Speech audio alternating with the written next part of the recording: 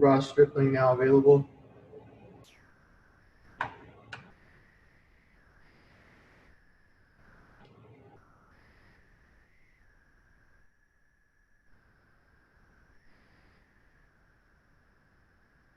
First question from Alana Rizzo. Go ahead, Alana. Ross, this one a bit of a rough run. What do you make of it? Yeah, facing the same lineup twice in a row. Obviously a really good lineup. Third inning was weird, halfway caused by myself, shot putting a ball over Cody there, when I had a chance for a free out, and then ended up giving a grand slam there. And just kind of never got it in cruise control. Even after that, felt like they hit a lot of balls hard. I think I was just kind of predictable maybe, coming off facing the same lineup, basically, 7, 8 at-bats in a row from those guys facing me. I think they had a good idea of what was coming and obviously hit a lot of balls hard. And, just, not a great outing. And obviously, the errors stink. I feel like if we can kind of maybe just keep it at 1 or 2 there in the third, it's a totally different ball game. So it just stinks that inning got away from us. Yeah, errors are very uncharacteristic of both you and JT. What exactly happened on that Machado at bat? Well, the Machado at bat was basically me trying to get a ground ball. And I know that good spin down in the zone. Manny will hit the ball on the ground. And I threw him I went back and saw it. It's kind of a get me over slow slider. And I'd thrown a lot of spin to him over the last 2 games. And I think he was just ready for it and he hammered it. How difficult is it for you to know when you're not in cruise control, as you mentioned, to try to just work your way through everything that's not really working for you? Yeah, I mean, that's pitching. That's part of it. As a guy that throws 4 pitches in any count at any time, like I'm a guy that should be able to really combat situations when you don't feel like you're in cruise control or have everything working. I still feel like I made some good pitches and all that, but, when you feel like you don't have them off balance like normal, you got to maybe get away from the scouting report a little bit and trust your gut and maybe do some different things. Like I threw Tatis some changeups.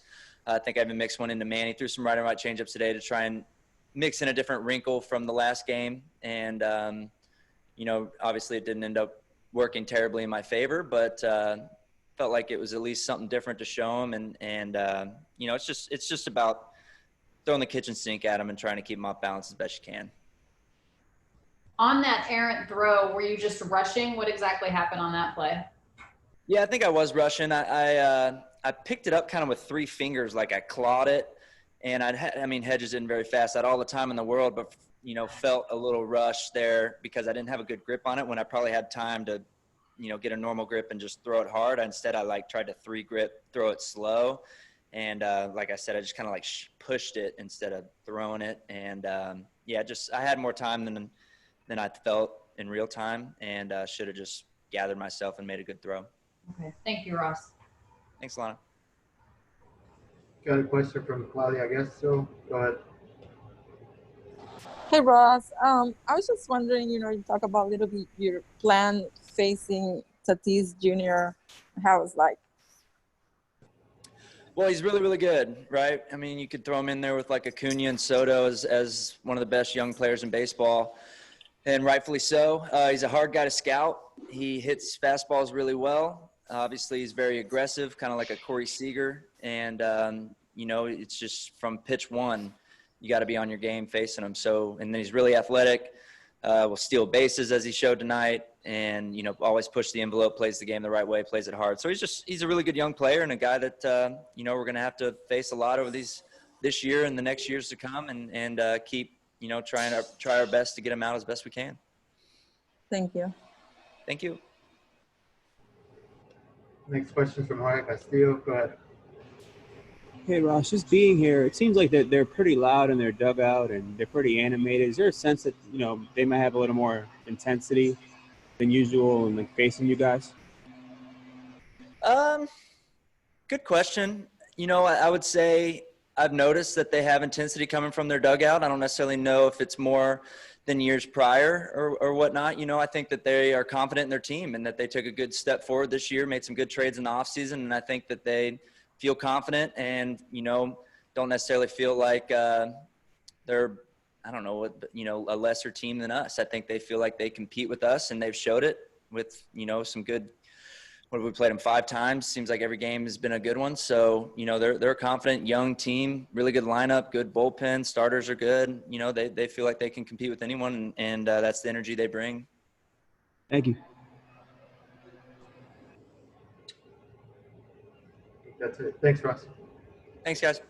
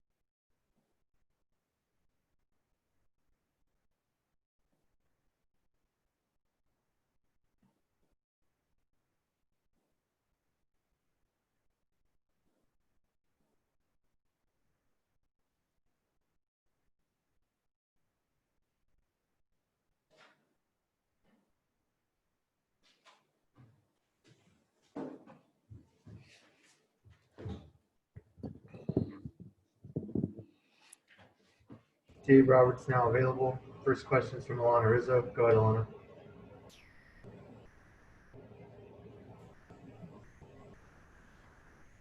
Dave, Ross just said that he didn't feel like he could get into any sort of cruise control or get into any sort of rhythm. When you're watching that from the dugout, what are you seeing from him? Because he's been so good in his previous 3 starts. No, yeah, I mean, you're going to have those nights. He's been very good for us, very consistent. I think, yeah, it makes a lot of sense. You just didn't see that rhythm that he typically gets into. And a little bit, the finish on a lot of his pitches tonight for me just didn't have that same finish that we're used to, whether it's the late life in the zone with the fastball or the finish to the breaking ball. There were some good throws in there. We didn't help ourselves defensively. Couple plays that could have been made, but it's baseball, and you got to give those guys credit. They came with energy and they got a big hit when they needed it. How do you right the ship beginning tomorrow? You still have an opportunity to split the series with this team. You haven't lost a series all year. What needs to be different tomorrow? No, I really think, I honestly, I don't think the scoreboard was certainly not indicative of our at-bat quality, our intent. We squared a lot of balls up tonight. I really, really love the fight, the compete in the batter's box. Yeah, I think that we just got to continue to stay the course. Some guys walk away from the batter's box and they look very defeated and frustrated. What conversations, if any, do you have to have with some of your offensive players, your position players, to make sure that they don't allow themselves to get discouraged continuing? Yeah, I mean, it's part of it. You're not going to be hot all the time. And yeah, there's some guys that are really, having a tough time. And when they do square up a baseball, there's a guy there to make the play. So we just got to keep grinding, keep going. But if we continue to take the at-bats and have that fight that we had tonight, we'll put up a big number, in the coming days. Thanks, Dave. Next question is from Michael Duarte. Go ahead.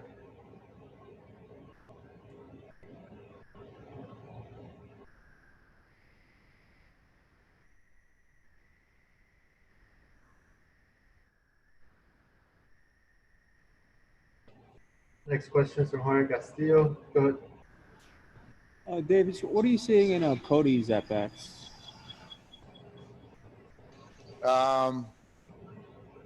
I think that each team is pitching them different. Whether it's top of the zone, these guys are trying to crowd him. Some guys are trying to spin him. He's battling. He's grinding, and there's some balls that he squared up that just seem to be atom balls, right at guys.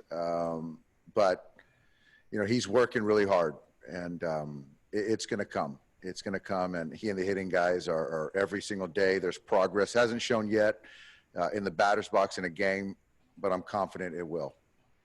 You guys sense at all, just this is a shortened season, we're already more than a quarter of the way through. The guys are maybe pressing more than they would 16, 17 games into a season? I think that's a fair point. Our encouragement to the guys is just, take at bats to help us win baseball games, and knowing that the season isn't 6 months long. Yeah, I understand there's not time to catch up, but guys are going to struggle for a 2-week period. That happens every year. But you've got to kind of have the ability to focus and kind of drown that noise, that batting average, out of your head. Thank you. Next question is from Allison Footer. Go ahead, Allison. Hi, Dave. Just a question about Justin Turner reaches a milestone today, 1,000th career hit. Just from where he came from and what he's meant to the organization, not such a great night overall tonight, but how happy can you be for him to see that milestone? That's a big positive from tonight. And it's something Justin is and should be very proud of. A lot of people along the way helped him, but no more than himself. And to reach that 1,000 hit milestone, considering where his career started, that's quite an accomplishment. And what he's meant to the Dodgers, I think that I'm big on legacy, and Justin's legacy with the Dodger organization and the fan base and greater Los Angeles is going to live for a long time. Next question is from Eric Steven. Go ahead, Eric. Hey, Dave, I'm sorry, I forgot to ask this earlier, but just to make sure, it is Julio still going tomorrow on the mound? You know what, Eric, we're going to go, we're going to pitch Gonsolin. Tony Gonsolin is going to pitch tomorrow, and Julio will pitch the next day. And so you're keeping everyone on 5 days rest for now. Is that like part of it? Correct. Thank you. Next question is from Jeff Saunders. Go ahead, Jeff. Hey, Dave, I wanted to see, what did you think of the collision at the plate in the second? Excuse me? The collision at the plate, what was your view of that play? No, I just thought it was one of those where Chris was in no man's land. He was, Hedgie did a nice job trying to make the tag, get the ball, receive it. Chris was just going in, and he was kind of caught to slide around him, slide to the home plate.